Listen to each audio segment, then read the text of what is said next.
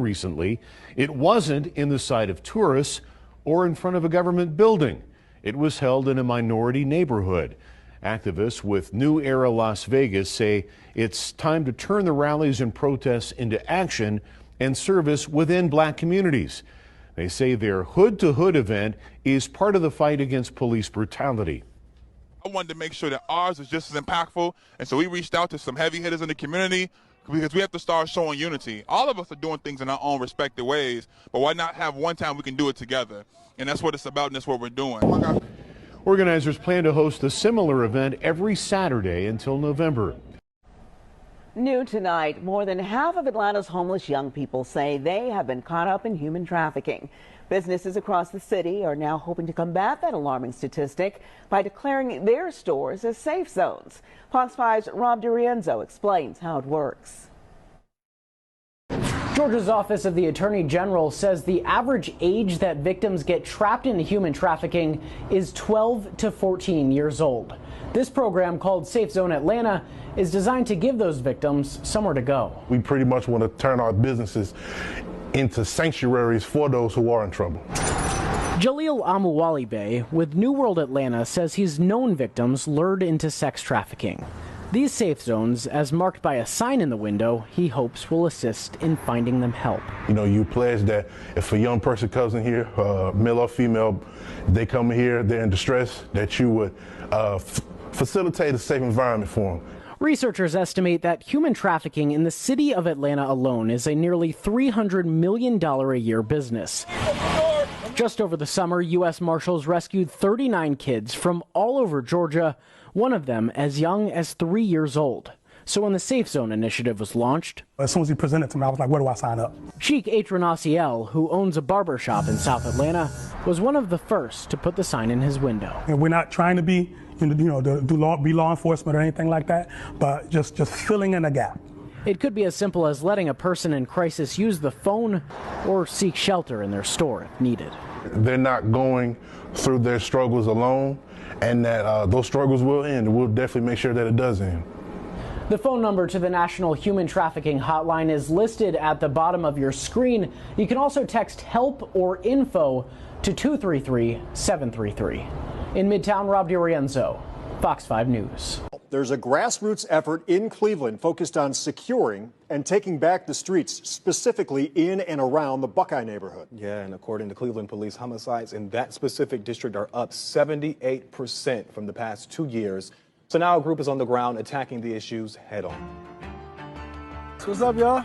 This is New Era Cleveland, and they say their goal is to create action, change, and unity. The realization is setting in with us is that we can't sit around and wait for people to come here and do for us what we can do for ourselves. We have able-bodied men, and our babies need to see that representation. New Era's work spans across Cleveland, but it's heavily involved in the Buckeye neighborhood. Already several times this month, men from the group have walked through the neighborhood, making their presence known. President Antoine Tolbert says the men are legally armed and trained. They're focused on pushing crime and violence out and bringing in unity, peace, and security. Just imagine as a young, small child living in this community and you see black men that live here, patrolling it, taking ownership and keeping these streets safe. It has a different type of effect, especially when these babies can see themselves in that individual. Men aren't just getting involved, though. Women like Austria Everson are too, and connecting with nearby businesses. Being able to them seeing my face again, and now being able to talk to them, okay, like what kind of safety do you need here? How do you think that we'll feel better, safe? Because a lot of businesses have the doors closed, they're locked, it's not a lot of foot traffic. So really building those relationships with the businesses is very important. New Era's work isn't just about security. The group hands out hygiene products and meals in neighborhoods that need it the most. And I've worked in community development and social working and all that, but it felt different walking down the streets. Tolbert says his group is well respected, specifically by groups that sometimes cause trouble in the area, and the results, they're showing. When they see us and we approach them, it isn't even a sense of aggression or anything. It's like, I'm moving just out of respect that y'all are here. That's it. I see what y'all doing. I respect what y'all doing. I'm going to take my business, I'm going to go over here somewhere else. Tonight, dozens of families have a free box of groceries. But more importantly, how about a new connection made with men and women who want to continue to help? In a story you'll only see here on 2, Eddie Kadum talked with the men and women of New Era Nation.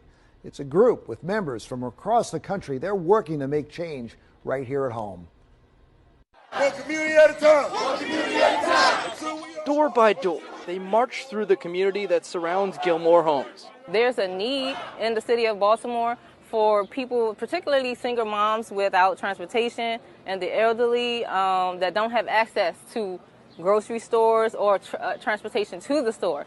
So we're here to just bring that to them, deliver resources, PPE, and diapers, whatever the community may be in need of. New Era Baltimore became one of the 16 chapters under the nationwide umbrella last year. Oh, Jesus, thank you, God, thank you. The food is just that first connection to the people to really do outreach, to really build with them and have a genuine connection with the community.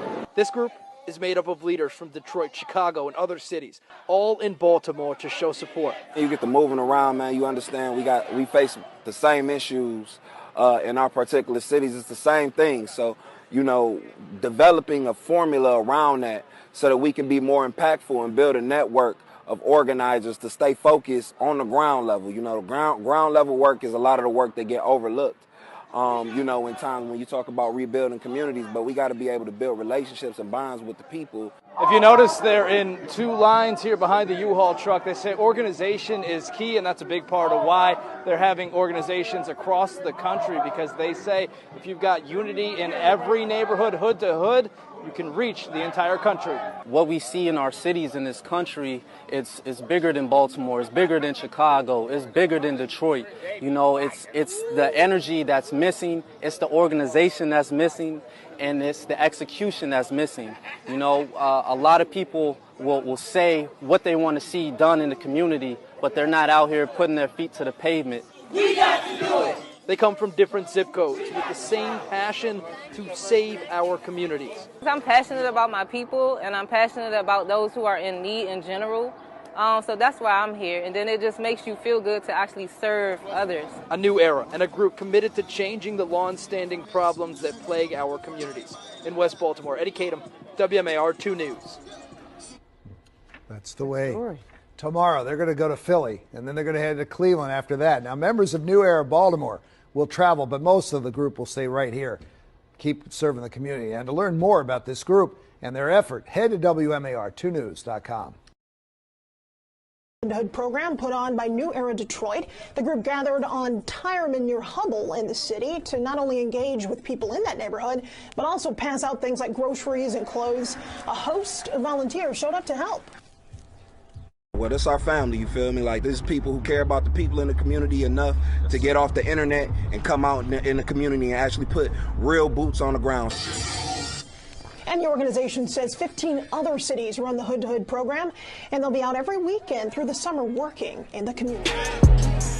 Just keep rocking with us, Don't make this just a time that y'all come out, pat yourself on the back, and go home and say I did something good. That's not what this work is about. This work is about being consistent, being committed to our people in the community, and making organization a lifestyle. So that's what we doing out here. If Black Lives Matter, let's move like it, you feel me? We ain't got to chant, beg, and plead for our lives to matter. We get out here in our communities and prove that shit. That's what type of organization this is. Y'all put them right fists up in the air. Let's get it in.